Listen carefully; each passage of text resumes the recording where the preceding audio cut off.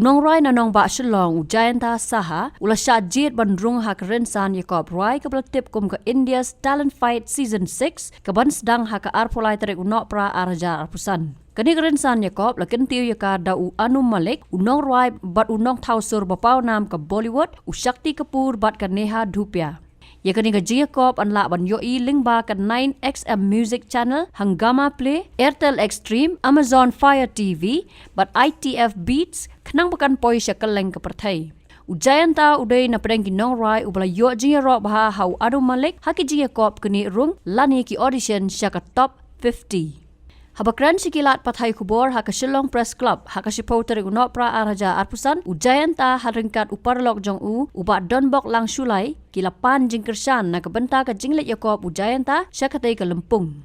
Ujayanta unmi na Shillong haka arpoter unok pra araja arpusan bododoi tang mo ubala aireng haka ni kerensan na kathan North East haka sin bandingkong jong छूकर मेरे मन को किया तूने क्या इशारा बदला ये मौसम लगे प्यारा जग सारा छूकर मेरे मन को किया तूने क्या इशारा तू जो कहे जीवन भर तेरे लिए मैं गाऊं तेरे लिए मैं गाऊं.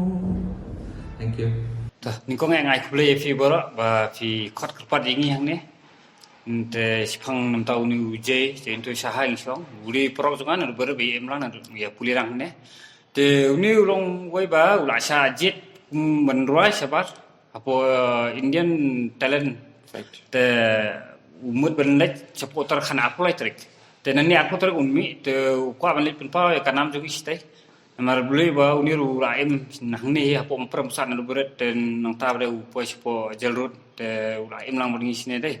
Te ni suka kerpat ba ya kesan lang ya baro ba uni unet stay long ba unet nam ta jungi ba ke bu unle bu yo eka jingjok. Bat ban yo kanam nam ta ka asnong Shillong Meghalaya ba deh. Te uni ula trace to min minsa udan ka smart ban Nongrwai school Nongrwai apo college Nongrwai ka sapri uya Nongrwai bento te minsa ula keleng ulet tambau khamyo eka yak khammi kerteng ra tambau mata ula sajit kerteng tambau Nongrwai minsa ula lek po to lasmon ulet te ulet keleng Nongrwai bento te mata ula sakhori te tangtai koi ba dolet ste long bo undan parkhalam ta jungi desu ban long kumu amit pol ba ke ba ulet ya ya kumbam nam kenal saya kerja jungi deh tu ni tu undalang sini thai. I'm very glad today I came here.